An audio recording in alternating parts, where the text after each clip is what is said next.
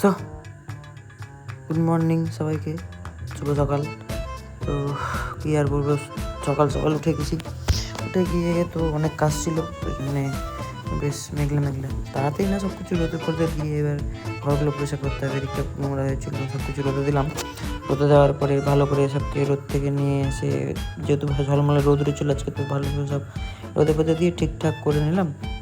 এবার ঘরটা ঝাড় দিতে হবে, ঘরটা ঝাড়টা দিয়ে তারপরে যা হবে হবে। তো ভালো করে ঝাড়টা দিয়ে, যেহেতু আমি আমার ঘর ডেলি ঝাড় দিই, নাহলে ভালো লাগে না। মানে আমি ছেলে হয়েও এত পরিষ্কার থাকতে কেন ভালোবাসি আমি জানি না।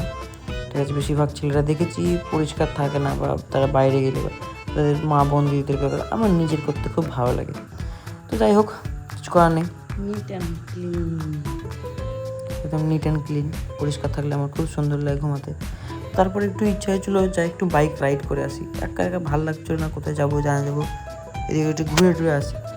তো রেডি সব হলাম, অনেক কিছু জ্যাকেট হাইড্রেশন ব্যাগ, হেলমেট পরে রেডি হলাম। দিয়ে কি মনে হলো, না যাবো না, গরুর দিকে গিয়ে গরু টরুগুলো বার করে একটু পরিষ্কার টরিষ্কার করে দিয়ে বেরিয়ে গেলাম একটু বন্ধুর সঙ্গে। বন্ধু বললো চল একটু এক জায়গা থেকে একটা কাজ ছিল, ওটা করে আসলাম। বন্ধুর সঙ্গে গল্প করতে করতে মনে হলো।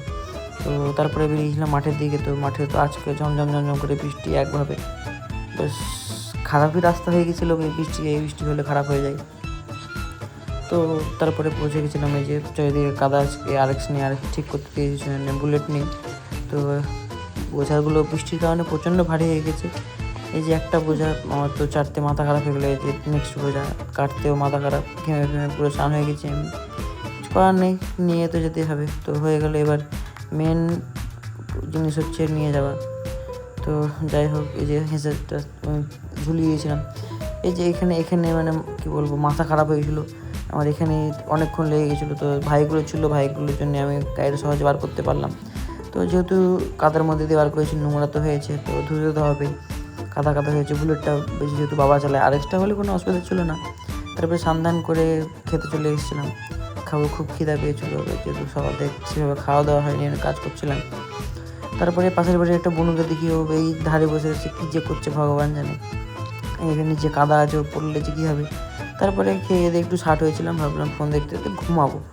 তো যাই হোক, ফোন দেখতে দেখতে ফোনটাকে রেখে আমি জাস্ট ঘুমিয়েছি। টিং করে একটা মেসেজ এলো।